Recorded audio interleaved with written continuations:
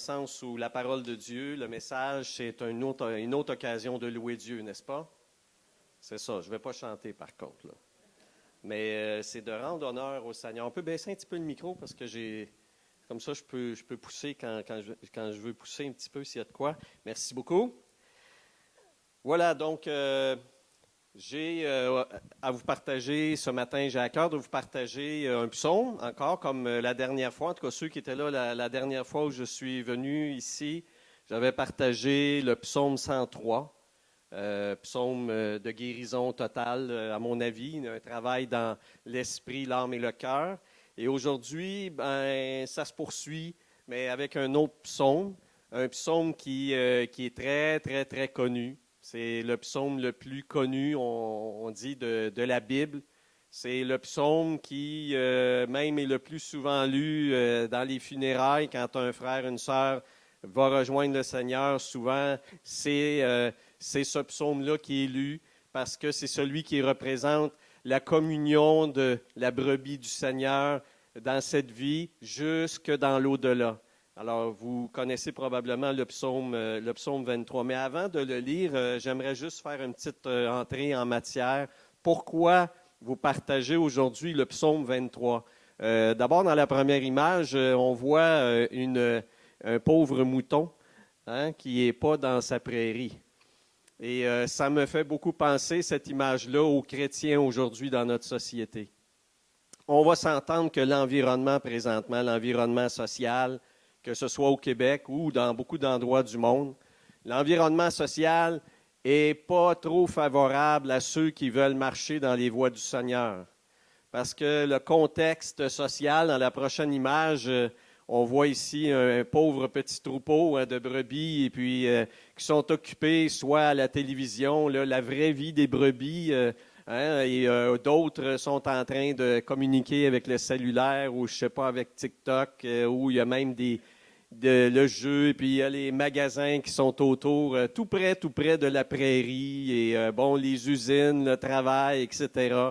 Les brebis ont l'air plus occupées et préoccupées par beaucoup d'autres choses que les choses du berger. D'ailleurs, le berger, on ne sait pas où il est rendu, on ne le voit pas. En tout cas, elles sont préoccupées et occupées à autre chose.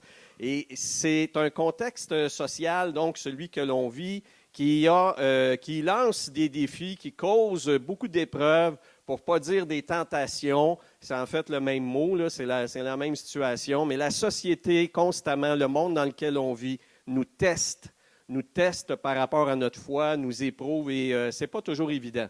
On pourrait dire, comme le disent les vieux comme moi, les temps ont changé.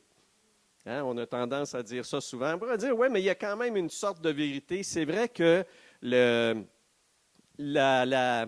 fluidité, on va dire ça comme ça, la fluidité de la spiritualité ou de la vie chrétienne était beaucoup plus facile, favorable, dans les anciennes décennies. Bon, moi, je suis né tout début des années 60, là, je suis un mid-century, mais je suis très vintage. Mais moi, en tout cas, dans mon village, croire en Jésus, c'était pas bizarre. Ça allait, puis dans la vie sociale, dans le calendrier, la vie religieuse chrétienne était là. C'était peut-être pas la dénomination qu'on connaît maintenant, là, mais bon, bref, de toute façon, il y avait une ouverture. Vous me suivez? On était plus dans un contexte social où on pouvait, en tant qu'enfant de Dieu, être à l'aise. On était à l'aise avec la situation de la spiritualité. Aujourd'hui, là, parler de ta foi à quelqu'un, c'est malaise, c'est malaise. Tu peux parler de bien d'autres choses ou, en tout cas, de toute façon, même à la télévision aussi, on va parler de bien d'autres choses, ta sexualité ou quoi que ce soit qui avant, c'est garde-toi une petite gêne. Non, il n'y a plus de gêne à cette heure.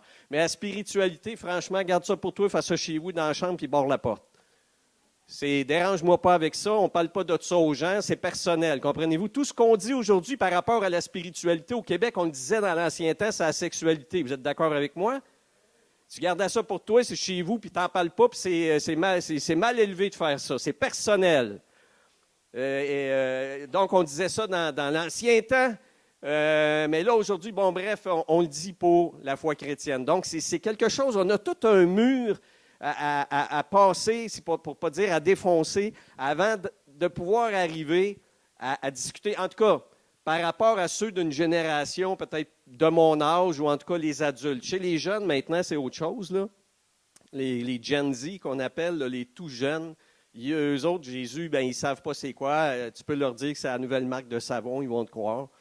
Ils ne savent pas, non, c'est vrai, ils n'ont aucune connaissance, ils sont ouverts à Dieu, ils ne savent pas c'est qui Jésus, ils ne savent pas c'est qui, ils n'ont pas de préjugés, ils n'ont pas d'appréhension, ils sont juste ouverts à trouver le filon, le vrai filon de la vie, parce qu'ils voient qu'une vie, ça ne se vit pas sans avoir l'aide de quelque chose, là, vous me suivez?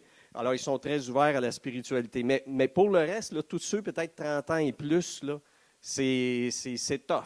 C'est tough un petit peu. Puis, donc, ça, je vous dis, les temps ont changé. Mais, pour vous dire, le bon côté des choses, c'est que, de toute manière, les temps ont toujours changé. Je vous dis ça pourquoi. Prenez l'Apocalypse, les premiers chapitres de l'Apocalypse. Jésus va envoyer des lettres. Hein, il aime ça écrire.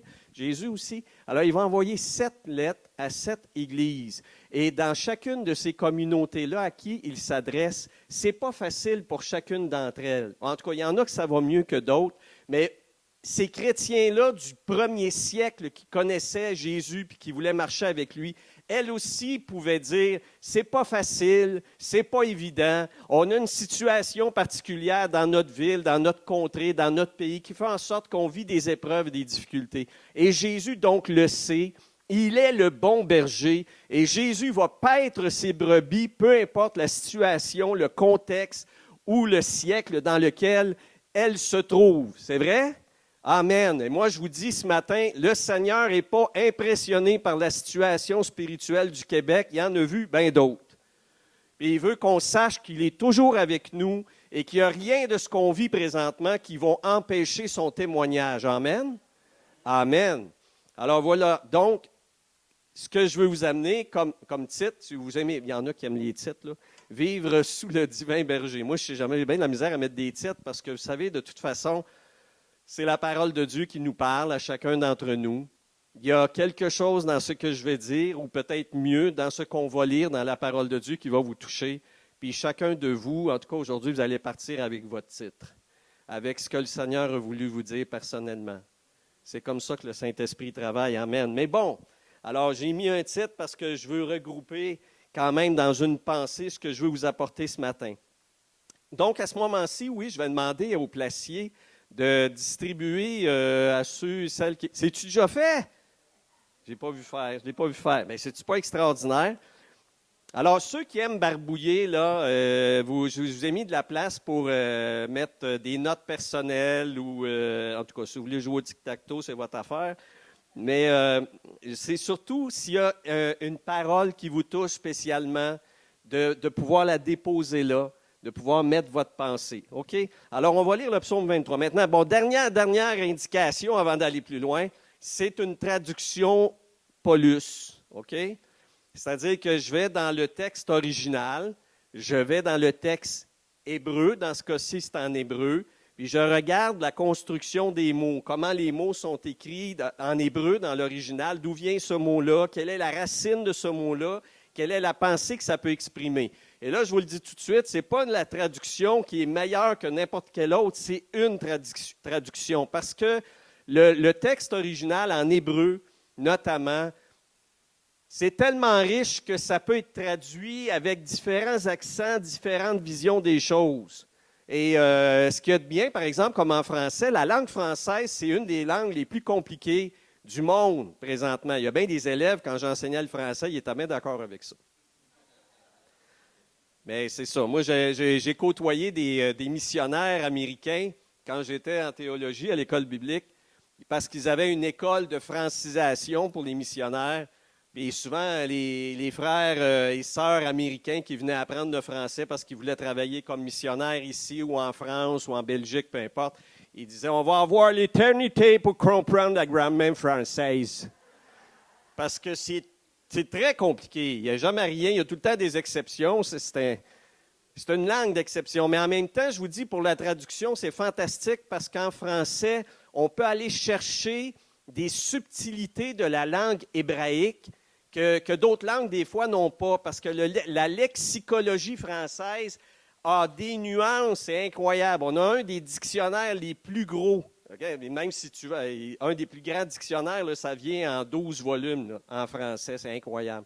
Bon, bref, tout ça pour vous dire que j'ai traduit le psaume 23 selon ce que, dans ma méditation, dans ma compréhension et dans mon désir de rendre le psaume comme un poème, parce que c'est aussi ça, un psaume, c'est un poème, donc d'arriver à le transférer en français, dans une poésie, puis que ça puisse, d'une certaine façon, rendre gloire à Dieu. Voilà. Alors, on va le lire ensemble. Cantique de David.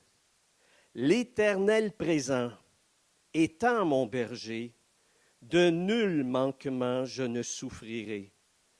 Au pré verdoyant, il vient me poser. Aux eaux de repos, il veut m'emmener. Il ramène l'âme à son intention, guidant avec soin en sa direction sur les 3 sentiers du justifié, afin que son nom en soit honoré. Même si je vais dans le val profond où la mort étend son obscurité, le mal n'est pas craint. Ta proximité veille en ta houlette et ton fort bâton. Devant moi, ta table a été dressée, en face de ceux qui m'ont oppressé. L'huile consacrée coule sur mon front, ma coupe est comblée de ta profusion. Son bien, son amour, toujours me suivront pour m'environner en chaque journée. L'Éternel présent sera la maison où j'habiterai pour l'éternité. Amen. On a ici le cheminement pratiquement de la conversion de A à Z jusqu'à la mort, jusqu'au transfert dans la gloire du Père. Le psaume 23, c'est la vie du croyant, avec ce qui doit être vécu, ce qui doit être traversé. On a les moments d'exaltation, on a les moments d'épreuve, les moments de peur, tout est là dans le psaume 23. C'est le guide de la brebis dans sa relation avec son berger. C'est extraordinaire, n'est-ce pas? Et je pense que c'est un peu pour ça que ce psaume-là a traversé les millénaires. Ça a été écrit même 1000 ans avant Jésus. Dans le temps de Jésus, c'était déjà une antiquité, le psaume 23. Mais c'était un psaume qui était aussi marquant et chéri par tous les fidèles de Dieu. Et imaginez quand Jésus a dit « Je suis le bon berger. » Oh! Sacrilège! Parce que c'est dit dans le texte, l'Éternel est mon berger, ou comme je vous le mets là, donc l'Éternel présent, parce que le mot hébreu, le mot éternel veut dire qu'il dure tout le temps. Mais le mot hébreu a plus que la notion de longueur ou d'une chose qui est incessante. Le mot hébreu a même la qualité de la présence. Donc, l'Éternel, ça ne veut pas seulement dire celui qui est là depuis tout le temps, ça veut dire aussi celui qui est là véritablement maintenant. Il est toujours là avec une extraordinaire présence. Lui est là. Et il est conscient parfaitement de tout ce qui se vit dans chacune des personnes qui sont ici présentes, et de la terre entière, et de l'univers entier. Il est présent. L'apôtre Paul disait à des Grecs qui ne connaissaient pas ce Dieu-là, il dit, c'est par lui que la vie vous est maintenue. Il maintient la vie. Si Dieu se retire, plus rien n'existe. Il est l'Éternel présent de la vie. Donc, je vous disais, Jésus a osé dire une chose qui était dangereuse. Et ça a été dangereux, effectivement. Ils l'ont crucifié notamment pour ça. Il s'est identifié personnellement avec l'Éternel, révélant ainsi sa divinité. Jésus, il est ce berger-là. Et il le démontre, comme je vous disais plus tôt dans l'Apocalypse, en prenant justement soin de ces communautés, de ces brebis, et en leur donnant ce dont elles ont besoin. Hein? Les unes, c'était pour les nourrir. Les autres, c'était peut-être plus pour prendre la houlette puis envoie ici, toi, parce que tu es en train de t'égarer. Il est le bon berger. Voilà, donc on va avancer un petit peu plus loin. Et ce que j'aimerais ce matin, je n'aurai pas le temps, évidemment, de passer à travers tout le psaume, mais passer juste à travers quelques versets, les premiers. Donc, si on va à la suite, « L'Éternel présent étant mon berger, de nul manquement je ne souffrirai. » Et la diapo suivante, donc, il faut se poser à ce moment-là la question, bon, qu'est-ce qui me manque? Ou qu'est-ce que j'ai besoin? De nul manquement, je ne souffrirai. Bon, alors on pourrait dire, ben, de quoi je manque? Bien là, justement, j'ai un char qui est pas mal usé, j'aurais besoin de ça. Ou bien là, j'ai un problème par rapport à telle personne, à mon conjoint, ma conjointe, avec mon enfant, mon fils, ma fille, j'ai un problème avec, bon, peu importe quoi. On dirait, ouais, ben oui, il me manque quelque chose, Seigneur, viens à mon aide. Certes, le Seigneur veut prendre soin de nous. Mais le psalmiste, l'auteur inspiré, ce n'est pas de ça qu'il va nous parler.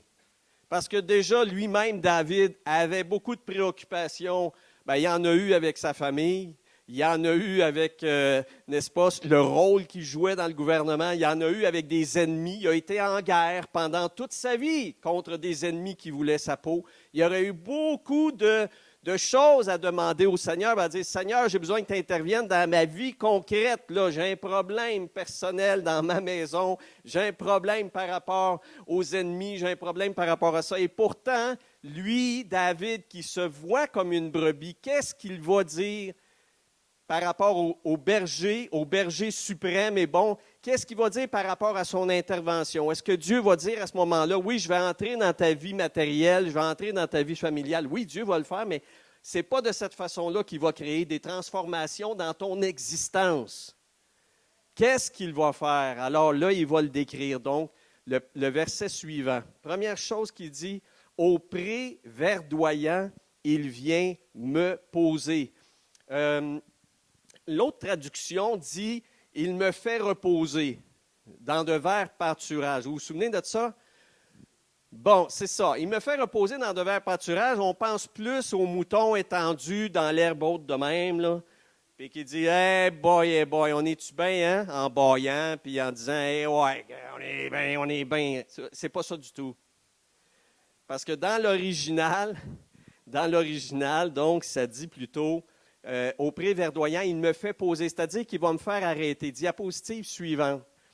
Alors, qu'est-ce qu'on a comme situation? On a ici les prés verdoyants d'Israël.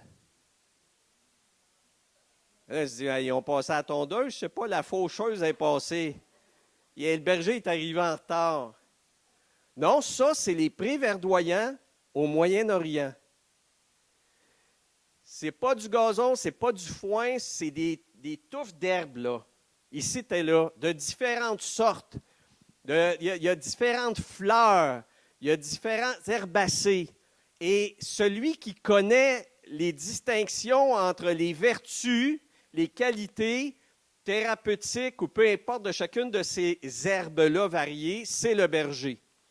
Et le berger va opérer avec son troupeau au fil de sa pérégrination, justement de sa vie avec ses moutons.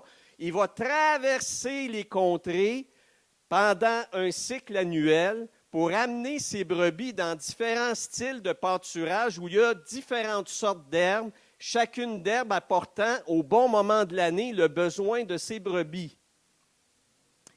Et il va les sortir du pré, même si elles n'ont pas toutes mangé. Il va les sortir parce qu'il sait que si elles laissent là trop longtemps, elles vont devenir malades. Parce que manger de cette chose-là est bonne, mais c'est bon pendant une semaine. Après une semaine, on doit s'en aller. Et voilà, donc, mais une autre, alors ça, c'est une première chose à penser, c'est que Dieu, par rapport à notre vie, c'est pas genre, il nous donne plein, Dieu nous donne over de tous nos besoins, puis gars, pige là-dedans, puis amuse-toi, roule-toi dans la richesse et l'abondance. C'est pas ça. C'est, je te donne une vie à vivre, et il faut, vous voyez, j'ai marqué un petit texte là pour aider. L'herbe verte, celle qui est fraîche, qui vient de pousser, exige de la brebis qu'elle prenne le temps qu'elle s'arrête, puis que là, qu'elle décide qu'est-ce qu'elle va manger. Les autres ont leurs choses à manger. Moi, j'en cherche. Là. Vous voyez, c'est pas comme, je me vire de bord, je me roule dedans, je peux manger. Tiens, je peux manger tout. Non, il faut que tu cherches. Il faut que tu regardes. Il faut que tu vois qu'est-ce que tu vas manger. Puis là, tu te préoccupes par rapport à ce que tu as mangé. Chaque brebis doit trouver sa propre part selon son besoin, selon son appétit.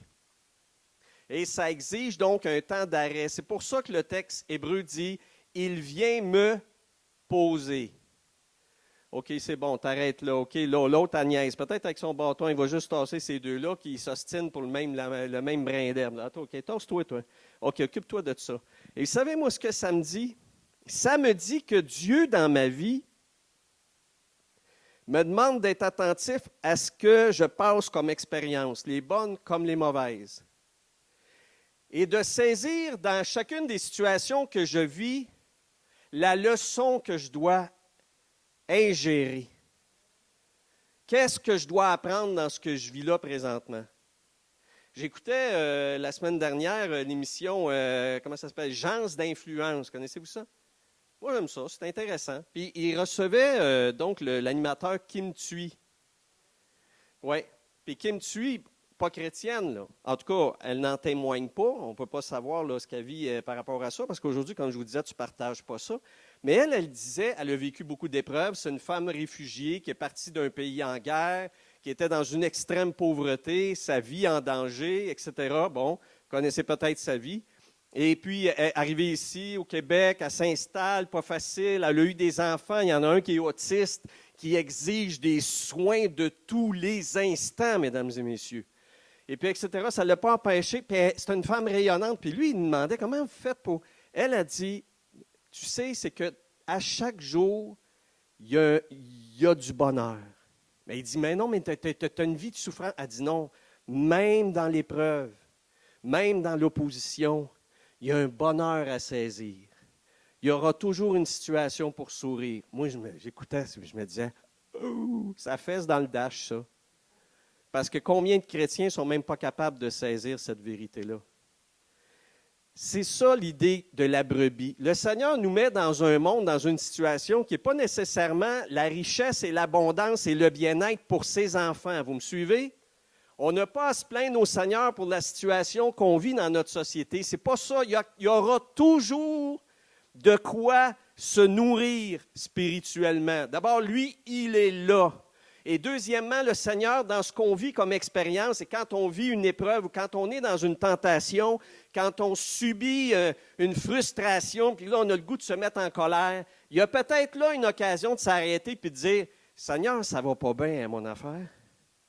Puis j'ai peut-être une leçon, j'ai peut-être une sorte d'herbe thérapeutique à manger à ce moment-ci. Puis toi, tu es là dans ce que je vis. Ça fait bien des fois que tu me vois avec ce handicap-là dans mon âme, cet handicap-là dans mon effectivité, dans mon affection, dans mes émotions, ce problème-là que j'ai depuis X nombre de temps. Puis là, c'est comme si tu me disais, pense que tu as besoin de manger une sorte de chose qui t'apporterait la guérison. Tu as besoin de recevoir une parole qui te guérirait. Une parole, comme on dit dans le Nouveau Testament, une parole réma. Vous connaissez ça, vous, ici? Pas tout le monde qui connaît ça. Parce qu'il y a deux types de paroles. Hein? Vous savez, une fois, Jésus est en train de faire un enseignement un peu pénible dans le style, encore une fois, de jouer autour un peu de sa divinité en lançant une vérité absolument incroyable. Bon, puis il parlait à ce moment-là, il disait, vous pouvez manger ma chair, vous savez, vous pouvez boire mon sang. Et puis là, évidemment, les religieux qui étaient là, même les disciples étaient comme, tu sais, les religieux, eux autres, c'était comme, ah, qu'est-ce que c'est ça? Tu sais, ils prenaient ça à la lettre, puis les disciples, eux autres, ils regardaient ça, puis ils disaient, mon Dieu, qu'est-ce que c'est ça? On ne comprend pas, on a confiance en lui, on le respecte, mais ça n'a aucun sens ce qu'il dit là. Qu'est-ce que ça provoque? On va se faire zapper, là. On va se faire ramasser. Il était malaise. Puis là, ils disent à Jésus, l'enseignement que tu nous donnes, c'est pénible, là, c'est dur. Puis le mot enseignement, dans la langue originale, c'est logos. Tu nous donnes une connaissance, OK, c'est cool, mais écoute, c'est incompréhensible, c'est voire même scandaleux. Dans le mot scandale, c'est que tu provoques une situation qui n'est vraiment pas bonne pour le témoignage, Jésus. C'est un enseignement qui est provocateur. On en a aussi dans la vie chrétienne, des enseignements. Il y a des choses que moi, je pourrais dire ici, comme on dit, du haut de la chair, c'est enregistré par vidéo. S'ils mettent ça sur YouTube, puis là, il y a un membre du gouvernement ou quelqu'un qui traîne pour juste écouter ce qui se dit dans les églises. Tiens, mettons, par rapport à l'orientation sexuelle, moi, là, je vais avoir la visite de la SQ, là. Vous me suivez? Il y a des choses qu'on n'a pas le droit de dire en public. C'est grave, là, mais c'est comme ça. Mais il y a des affaires aussi, vous savez. Bon, et Jésus, il a lancé des choses. C'était la meilleure façon de se faire haïr par son monde. Ils ont dit, le logos, l'enseignement que tu as, Jésus, c'est un enseignement qui est dangereux, là. Wow! Puis Jésus lui a dit, respirez par le nez. Calmez-vous. Ce que je vous ai dit est esprit et vie. Et c'est par l'esprit que vous comprendrez ma parole. Et là, le mot que Jésus a dit, ma parole, il a dit mon réma.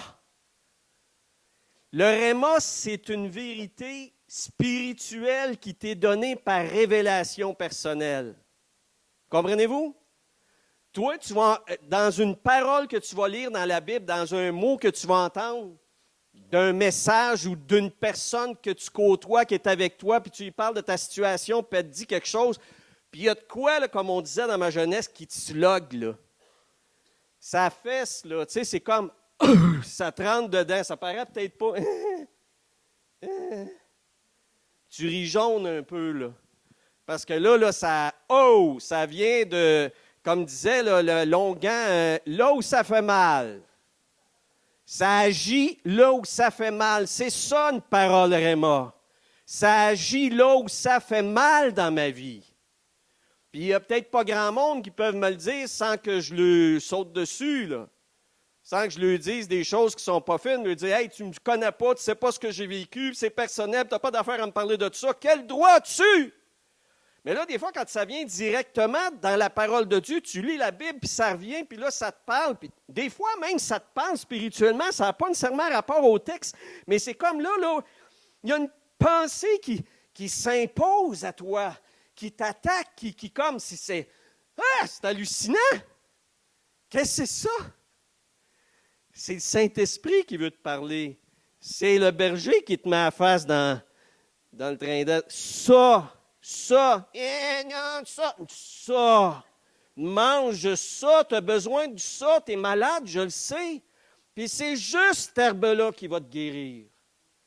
Moi, je vais attendre ici, là. Tu veux te promener, moi, je vais te montrer exactement la même chose. Ça, mange ça. Il est patient, Dieu.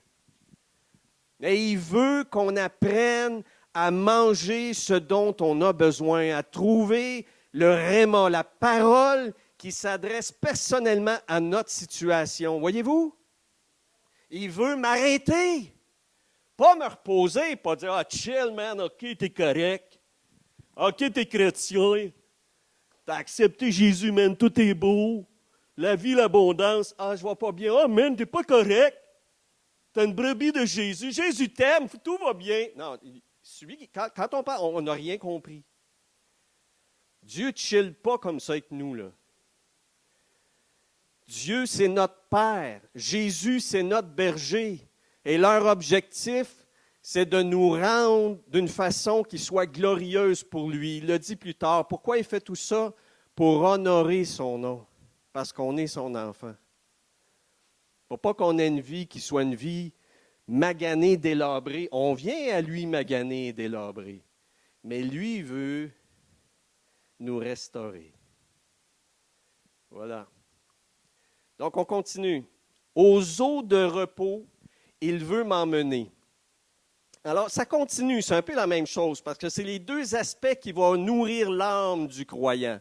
L'aspect de, il faut que je réalise ce dont j'ai besoin aujourd'hui dans ma vie. Le Seigneur va me le montrer. Si je suis attentif, si je suis prêt à l'écouter, le Seigneur va me le montrer. Qu'est-ce que j'ai besoin de manger dans sa parole? Quelle sorte de guérison j'ai besoin de vivre? De fortification. etc. Mais là aussi, il y a la notion des eaux de repos. Bon, les eaux, c'est quoi? Autant que l'herbe a rapport avec la parole de Dieu, l'eau est le rapport avec l'Esprit de Dieu. La manière dont l'Esprit de Dieu, quel genre d'ambiance, de mood, comme on dit en allemand, quelle sorte de mood il va mettre pour qu'on passe à travers cette situation-là qui va nous guérir. Alors, il parle des eaux de repos. Aux eaux de repos, il veut m'emmener. Bon, pourquoi ça? C'est quoi cette histoire-là des eaux de repos? Je veux dire, même en Israël, les cours d'eau, là, c'est pas un lac, là. C'est des cours d'eau. OK? Ça bouge, cette affaire-là. Alors, comment tu peux trouver des eaux de repos? Alors, le berger, ce qu'il fait, c'est que dans son circuit, quand il sait qu'il y a des points d'eau, il va s'en aller, il prépare ça. OK? Puis de toute façon, c'est préparé souvent là, des générations auparavant. Il va avec son bâton, avec des instruments, sur le bord de la rive. Là, mettons, là, vous autres, vous êtes dans la rivière. Là, tant pis pour vous, là, vous êtes en train de faire... Bon, lui, là, ce qu'il va faire, c'est qu'il va creuser une sorte de rigole. Là, OK? Comme quand au printemps, là, on veut que l'eau sorte de notre terrain, là, il y a de la glace, tout ça, on fait un petit bloc, là, on veut que ça s'écoule. Bien, il fait exactement ça. Il va créer un lieu d'écoulement, puis là, il va creuser une mare à côté. Puis la mare est alimentée par l'eau vive. Et là, les moutons vont pouvoir s'approcher puis boire. Mais là, vous allez dire, pourquoi est-ce qu'il fait ça? Mais pourquoi est-ce qu'il fait ça? Pourquoi est-ce qu'il ne laisse pas boire dans l'eau? Bon, là, vous avez déjà vu des moutons, sinon j'en avais quelques-unes, là. Des moutons, ce que ça porte comme manteau, c'est de la laine, là, mais c'est comme une éponge. C'est comme une éponge. Puis quand tu prends un mouton, d'ailleurs c'est piteux quand il y a un orage, là, mais bon, en tout cas, bien, généralement, même au Moyen-Orient, ils n'ont pas les styles d'orage qu'on a maintenant, là. Mais bref, un mouton, quand c'est mouillé, c'est pesant. Parce que l'eau reste, elle s'accumule dans le mouton. Si tu prends un mouton, donc, puis tu l'envoies, là, il ne voudra pas, là, mais si tu réussis à mettre un mouton, puis que là, sa laine trempe dans l'eau, même à mi-corps, il va ramasser ça. Puis là, il pèse 3 fois son poids. Puis la première chose qui va arriver, il va comme écraser, puis plus qu'il écrase, plus qu'il est mouillé, et il va se noyer. Un mouton, l'eau, pour lui, c'est la mort. Il pense qu'il y a une phobie. Les moutons, ils ont une phobie de l'eau parce que pour eux, c'est signe de danger. L'autre affaire, c'est que la manière qu'un mouton boit, c'est pas comme un chien ou un chat. Le mouton, il lappe pas, il n'amène pas avec sa langue. C'est pas comme il se met à ça de l'eau, puis les animaux, ils vont faire ça. Là. Ils n'ont pas besoin de se mettre la face dans l'eau. Le mouton, quasiment. Le mouton, il lappe pas l'eau. Il l'aspire. Mais il n'y a pas de paille. Fait que là, il est obligé de se mettre le museau dans l'eau. Mettons que ça, là, c'est l'eau. Là. Il est obligé de descendre son museau jusque dans l'eau pour que là, sa bouche, sa lèvre, puisse aspirer l'eau. Puis là, il ne faut pas que l'eau bouge. Pourquoi? Bien, il y a 2 narines juste à 2 mm de là. Ça prend une vague ça d'autre pour que là, il s'étouffe. Fait que là, ça l'énerve, là, s'il est obligé de boire dans un courant d'eau, même s'il dit, mais la petite rivière est cute, il y a des petites vagues, c'est cute, viens boire. Il va dire, non. M'a m'étouffé. Fait que le mouton, il a besoin d'une eau là, qui est comme un miroir. Il ne faut pas que ça bouge, cette affaire-là. Il faut que ce soit tranquille. Tu n'as pas un bruit. Ça ne fait pas de bruit, cette eau-là. C'est silencieux. Puis là, il s'approche. OK, elle ne bouge pas, elle ne bouge pas. Des fois, il va attendre que les autres commencent à boire. Il s'étouffe-tu, il ne s'étouffe pas. OK, c'est bon, c'est bon. OK, c'est bon, c'est bon. OK, on s'approche. C'est compliqué. Alors, le berger, il doit créer un contexte où l'eau va être apaisante. Maintenant, vous comprenez? Les eaux de repos, ce n'est pas pour que je pique un somme là sur le bord de l'eau. Les eaux de repos, c'est que là, j'ai plus à m'énerver. Je peux relaxer. On pourrait dire les eaux de relaxation. C'est des eaux de paix. Parce que, je ne me noierai pas là-dedans. L'eau n'est pas... c'est bas. C'est juste une petite mare d'eau. Ça ne bouge pas. Je ne m'étoufferai pas. Puis donc, je vais avoir, selon mes besoins, je vais boire tranquillement. Et ça, vous savez, de quoi ça nous parle? Jésus dit que l'eau, c'est le symbole de l'Esprit de Dieu. Jésus dit, celui qui croit en moi, des fleuves d'eau vive couleront de son sein. Là, nous autres, on pense tout de suite là, aux chutes Niagara, man, OK? Il n'y avait pas ça en Israël. Il ne va pas référer à ça. Eux autres, des fleuves d'eau vive, c'est... Bon, bien, le fleuve en Israël, je ne sais pas s'il y en a qui sont allés en Israël. Quand tu vois le Jourdain, là, c'est un fleuve, cette affaire-là, là. Bon, ben, tu peux traverser ça à pied, là.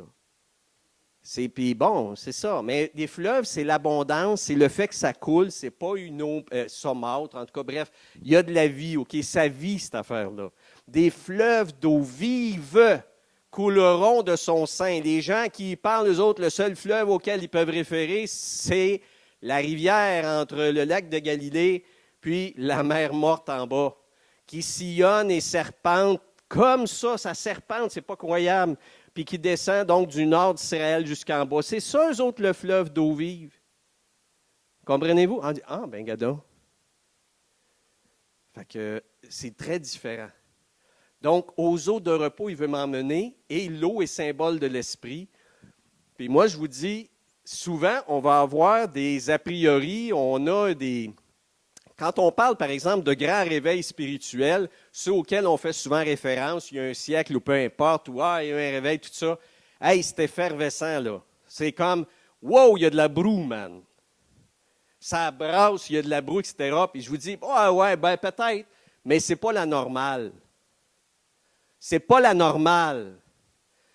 Parce que la normale, l'apôtre Paul, qui s'y connaissait quand même pas mal, la normale, il le décrit dans 1 Corinthiens 14. Il parle des assemblées de foi, des assemblées des chrétiens qui sont réunis ensemble, qui veulent donner place à l'exercice de la parole de Dieu, qui veulent donner place à l'exercice du parler en langue, qui veulent donner place à l'exercice de la prophétie. 1 Corinthiens 14 est le principe fondamental dont parle l'apôtre Pierre dans 1 Corinthiens 14, verset 33. Je ne vais pas me tromper, là.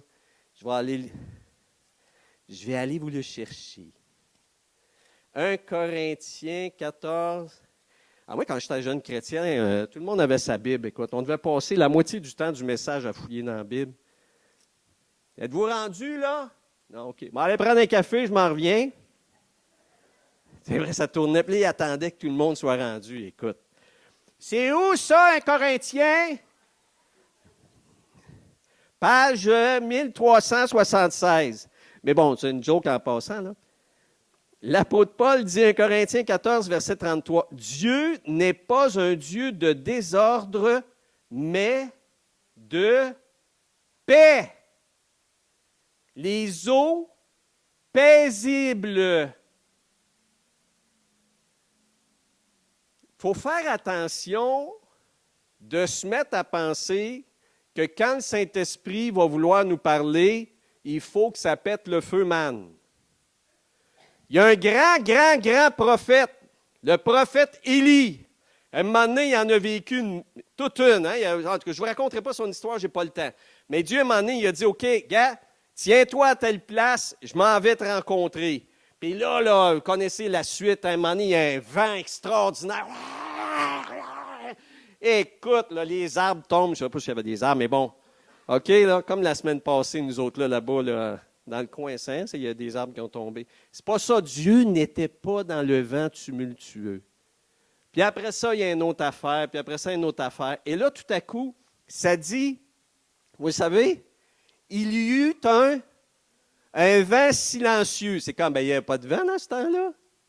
Non, mais il y a eu une sorte de présence silencieuse.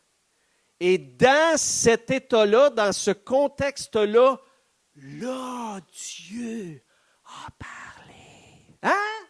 Dieu a parlé. J'entends pas. Écoute comme il faut, qu'est-ce que j'ai à te dire? Quel est ce que j'ai à te dire? OK, écoute-moi. Tu m'as entendu? Puis là, tu es obligé, quand quelqu'un ne parle pas fort comme ça, là, tu peux monter ton appareil, c'est sûr, si tu en as un. Là. Mais quand c'est pas fort, non, mais c'est pas évident. Moi, là, je parle avec un micro aussi. En tout cas, si normalement vous avez une audition qui fonctionne ou vous m'entendez.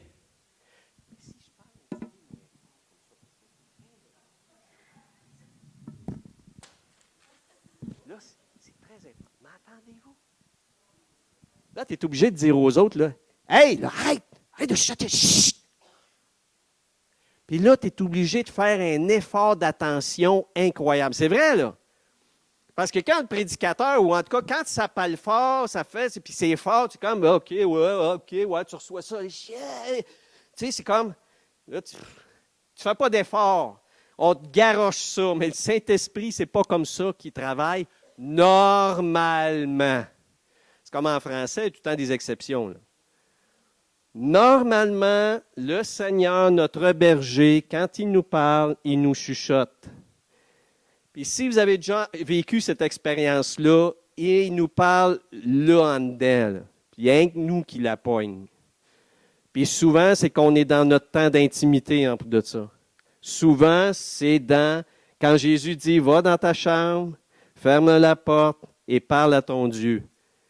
C'est dans un temps comme ça, là, tout d'un coup, il y a une petite voix qu'on entend.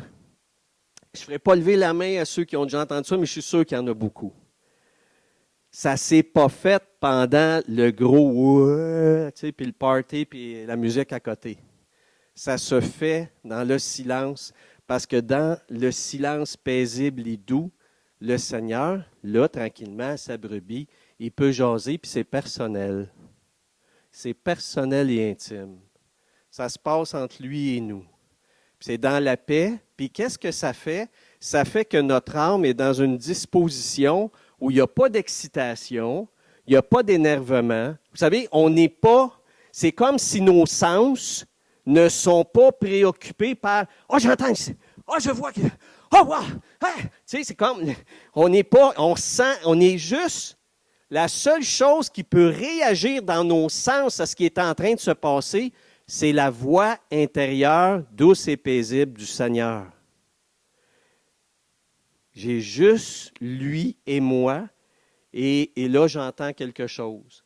Dans ce que je suis en train de lire, pendant que je suis en train de prier, pendant que je suis dans ce moment d'intimité avec lui, là, le Seigneur me murmure à mon âme ce qu'il a à me dire à ce moment-là. C'est très important.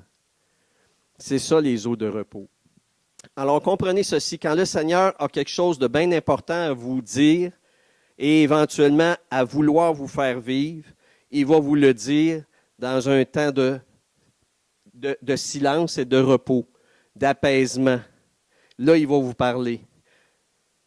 Et je vous dis ça, puis c'est très, très, très important parce que malheureusement, des fois, je vous dis, dans nos milieux d'église où on aime quand même la louange, l'exaltation, puis il y a place à ça aussi, hein, bien des psaumes, cymbales retentissantes, puis tout ça, j'entendais le psaume 150 ce matin. Le psaume 150, c'est ça, c'est cymbales bruyantes, retentissantes, puis bon, notre frère qui est drummer, là, il a l'air à bien connaître ce psaume-là, puis c'est bon.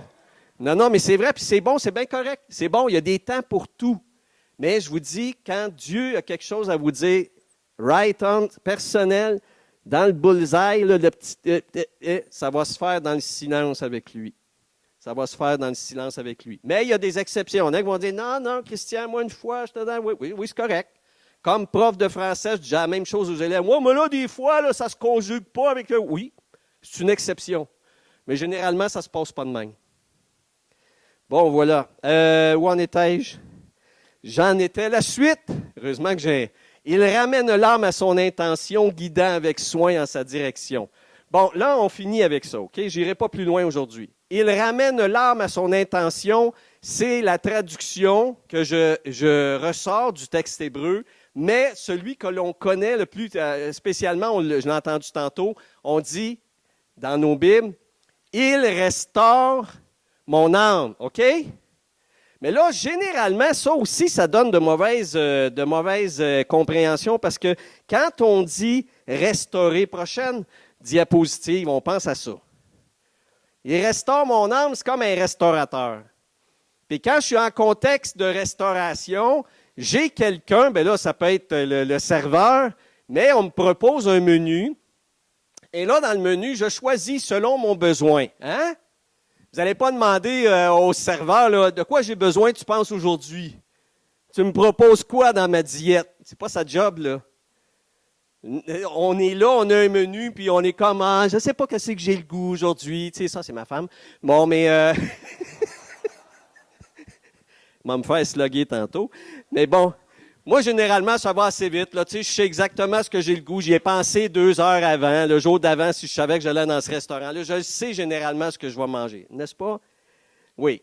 Bon, puis elle attend de voir qu'est-ce que tout le monde va choisir, puis elle a dit, ah, peut-être ça, peut-être ça. Puis bon, généralement, ça se passe assez bien. Mais bon, vous comprenez l'idée de la restauration. Souvent, quand on lit ça, ah, le Seigneur restaure mon âme.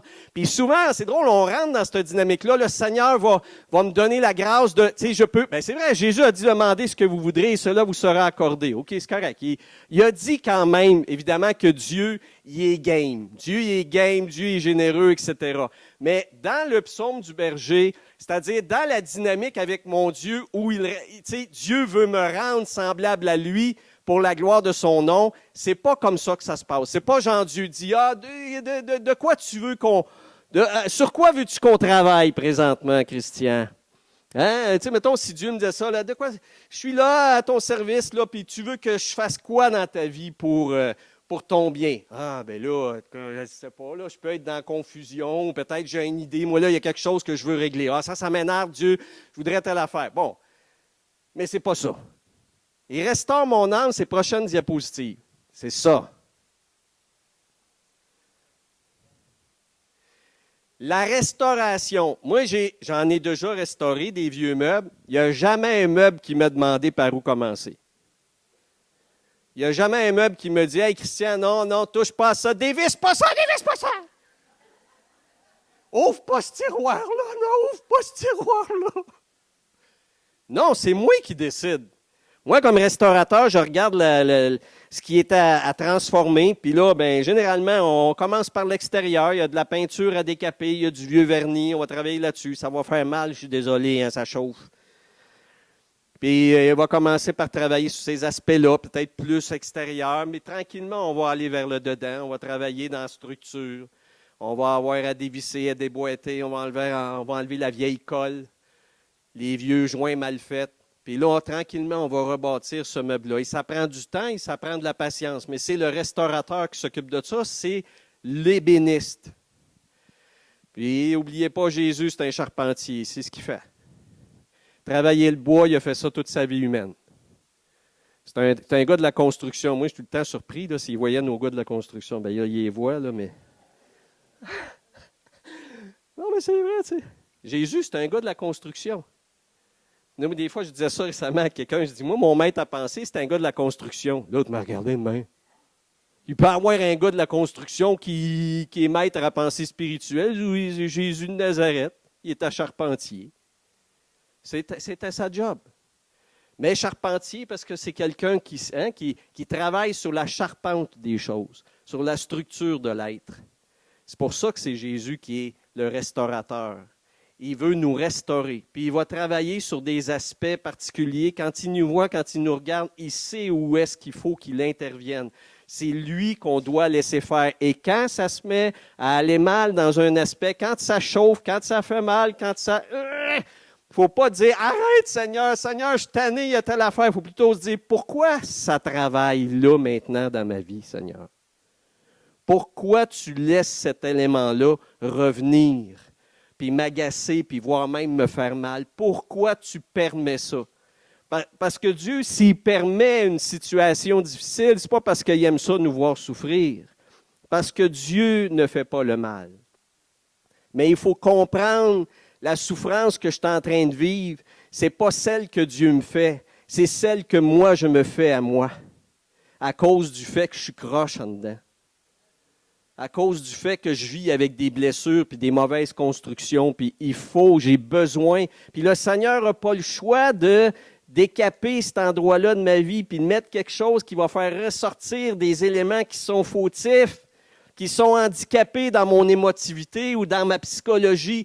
Puis j'ai des mauvaises manières de penser, j'ai des mauvaises façons parce que ça vient de mon éducation, parce que ça vient de loin, puis le Seigneur le sait. Dieu, il est comme ça. Dieu, quand il nous voit, vous savez ça, il y a un texte dans l'Exode 34 qui dit que Dieu, quand il nous voit, il nous comprend à travers les générations passées. Ça dit, Dieu visite la faute des pères sur les fils et les fils des fils jusqu'à la 3e et à la 4e génération. Dieu sait que moi, là, je suis le résultat de 3 à 4 générations en arrière de moi, d'erreurs, de fautes, de niaiseries, de péchés même, que mes anciens ont donné. Mais ce n'est pas de là à dire, ben là, je ne suis pas responsable de bord. Je suis de même, donc Dieu me pardonne. Non, non, Dieu dit non, mais c'est parce que moi, je connais ta lignée, je sais tout ce qui leur a manqué, et moi, dans ta vie, j'aimerais ça qu'il y ait des éléments qui s'arrêtent. Je sais exactement où il faut que je travaille dans ta vie, parce que j'ai connu ton père, ton grand-père, ton arrière-grand-père, puis l'autre avant. Je connais ta situation. Je sais en quoi, toi, tu es pour moi un chantier personnel. Puis si tu me permets de travailler dans ta vie, tu vas voir, je vais te libérer de fautes, de péchés, d'erreurs graves que ton père, ton grand-père et ton arrière-grand-père, eux, ont eu ça dans leur vie, ils n'en ont jamais été délivrés. La preuve, tu le portes en toi encore. Wow! Là, c'est hot, là. Ça va loin, là. N'est-ce pas? C'est lui notre berger. C'est lui notre berger. Alors, vous voyez, comme prochaine image, Dieu, lui, il nous voit comme dans le miroir. Nous, on est là dans notre vie présente. Dieu, lui, il a le portrait tel quel qu'il nous a créé. Dieu, quand il nous a conçus, Psaume 139, encore de David, Dieu dit, quand j'étais rien, j'étais minuscule, quand j'ai été créé, quand tu as voulu que ce soit moi qui naisse à ce moment-là, tu me connaissais.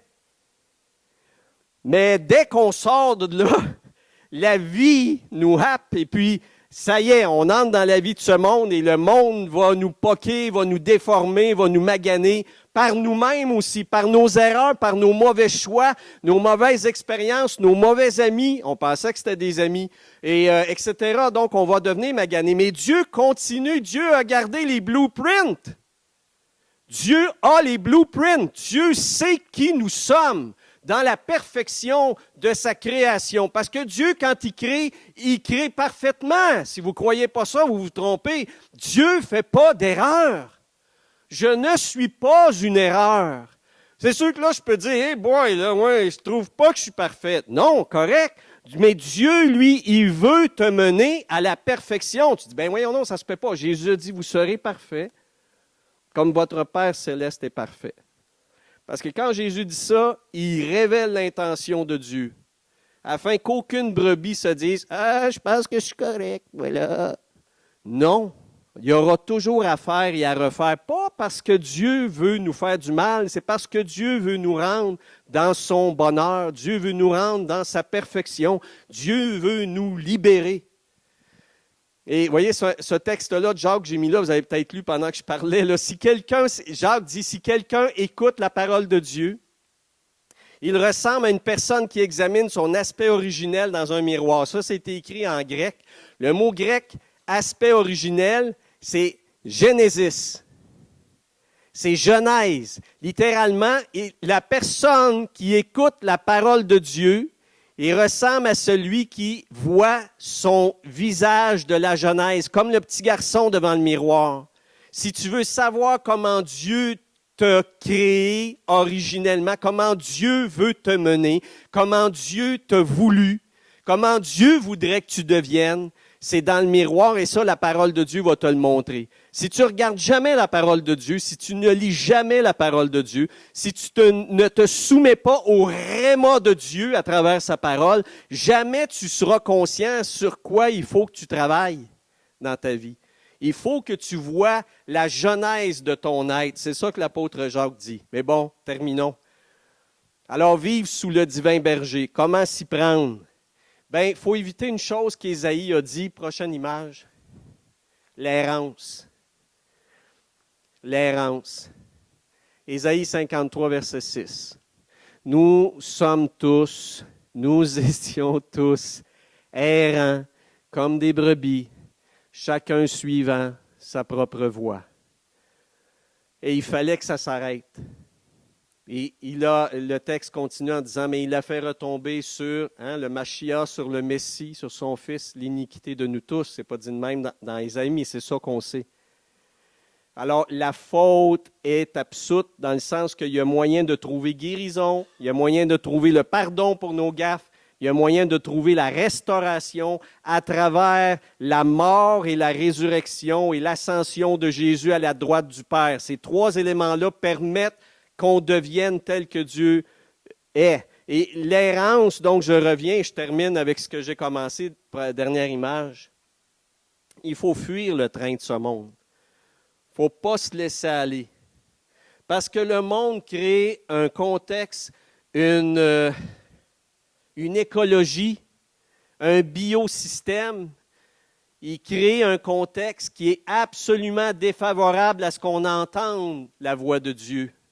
Parce que le monde, ce qu'il veut, c'est happer notre attention. Il n'y a plus grand monde qui attend à rien faire aujourd'hui. Vous avez remarqué ça? Il n'y a plus grand monde qui attend à rien faire, surtout dans un contexte de silence en plus, parce que c'est tout le temps, on est happé par l'attention, on est en salle d'attente. Maintenant, il n'y a plus grand monde qui se plaigne dans les salles d'attente. Ils ont toute la face dans leur cellulaire. Et ça va. Ah, j'ai attendu 10 heures, mais qu'est-ce que t'as fait? Ben là, j'étais sur mon... Puis ils ne s'ennuient plus, là. Ils ne sont pas tous pognés sur un petit bout de télévision qui passe les mêmes nouvelles à tous les quarts d'heure, là. Le monde, ils ont la possibilité d'avoir une alimentation d'images, de reels, de musique, si tu veux, de n'importe quoi. C'est comme l'esprit, là. L'esprit humain, il est assailli et alimenté par... Ça n'arrête plus. Puis c'est ça qui est épouvantable, parce que dans un contexte comme celui-là, comment vous voulez que le Seigneur nous parle? Il est où le moment de silence? Il est où le moment de repos? Il est où le moment où on s'arrête dans la parole de Dieu puis on regarde qu'est-ce que là, il nous demande à manger là? Pas ce que moi je screen. Pas ce que moi je choisis de regarder pour détendre mon esprit. Il faut minimalement à chaque jour, ne serait-ce qu'un moment dans ma journée, que je m'arrête avec le Seigneur, avec sa parole, puis avec son esprit, puis dire au Seigneur, Seigneur, oui, je t'écoute. Oui, Seigneur, je t'entends. Seigneur, avec ce que je lis présentement, parle-moi, montre-moi. OK? Puis je te prie, Seigneur, pour le reste de la journée. Là, je m'en vais au travail ou là, je commence ma journée, j'ai telle chose, on a telle activité, on va savoir d'affaires. Mais Seigneur, je te prie, aide-moi à avoir les oreilles du disciple. Moi, je prie maintenant ça chaque jour. Parce que ça dit que, oui, c'est ça, avoir l'oreille du disciple. L'oreille du disciple, c'est quoi? L'oreille, ça vient des Écritures. C'est celui qui entend et celui qui écoute. Parce qu'entendre, c'est une chose, écouter, c'est la deuxième. Hein? Écouter, ça veut dire, on s'engage à faire de quoi par rapport à ce qu'on vient d'entendre. Dieu, donne-moi l'oreille du disciple. Parce que là, il faut que j'arrête mon temps. Moi aussi, il faut que j'arrête de prêcher, là. Mais Seigneur, dans ma journée, je te donne le droit de me parler à travers ce que je vais vivre. Je vais être avec tel autre, je vais faire telle affaire, je vais aller à tel endroit. Seigneur, parle-moi dans ma journée. Puis je le sais que je n'aimerais pas nécessairement ça. Puis que peut-être même tu vas me parler quand là, je vais avoir la moutarde qui me monte au nez, comme disait l'autre, là. Quand je vais... Elle m'énerve! Elle m'énerve! Il y a quelqu'un autour de nous qui est comme, tu sais, c'est vraiment le décapant. Là. Il y en a qui c'est des êtres décapants. Tu les touches puis ça fait mal. C'est comme, tu mets du décapant sur la peinture, là, ça lève. Là, il y a des fois des contextes, il y a des situations, ça peut être le travail, ça peut être la maison, ça peut être un ami, ça peut être l'église aussi, ça peut être n'importe quoi. Ça nous fait bouillir un petit peu. Bien ça, des fois, c'est le signe que vous attendiez. Non! C'est le signe que vous attendiez parce que le Seigneur veut peut-être dire, regarde, pense donc à ce que tu es en train de vivre, là. Oui, OK, tu réagis. Oui, ça fait mal. Oui, c'est pas le fun. Qu'est-ce que ça révèle de ton besoin présentement? Qu'est-ce que j'essaye peut-être de te montrer, là? Si je permets ça, c'est parce que j'aimerais ça que tu chemines, que tu te libères de ce que ça provoque en toi. Parce que la colère n'est qu'un signe, n'est qu'un symptôme d'un besoin intérieur. Et ça, il faut que tu aies les oreilles du disciple. Alors, mes frères et sœurs, on peut bénir le Seigneur, n'est-ce pas? Parce qu'il est un bon papa. Hein? En Dieu, le mal n'existe pas. N'oubliez jamais ça. En mon rocher, dit le psaume 92, en mon rocher, le mal n'existe pas. Et Jacques l'apôtre, le même qui nous parlait tantôt de la parole du Seigneur qui doit nous travailler par rapport à ce qu'on doit redevenir ou devenir comme personne dans la jeunesse de notre être, a dit lui aussi cela. Quand vous êtes éprouvés, quand ça fait mal, allez pas penser que Dieu prend plaisir à cette chose-là. En Dieu, le mal n'existe pas. Dieu est lumière, il n'est pas ténèbres. Dieu met la lumière sur quelque chose dans ta vie. Amen. Je vous invite à vous lever. On va terminer en priant.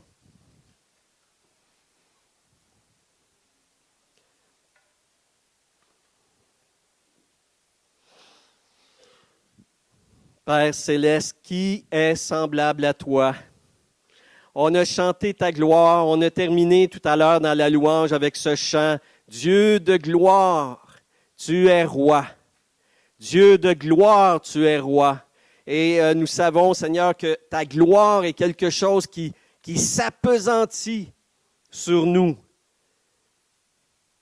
Et on prie, Seigneur, que cette gloire-là nous donne de nous laisser écraser sous ta responsabilité de nous transformer. Oui, Seigneur, ne nous abandonne pas à nous-mêmes. Et nous savons que c'est ton désir, mais nous te disons en cet instant oui. Nous disons oui, Seigneur, restaure notre âme. Ramène-la à ce qu'elle est dans ta vision, dans ta création, que nous soyons tels que tu nous as créés, dans le bonheur, la liberté, dans la joie et dans la foi. Seigneur, que nous ne le soyons pas pour nous péter les bretelles, mais que nous le soyons pour être brillants pour toi, d'être une occasion de gloire pour toi.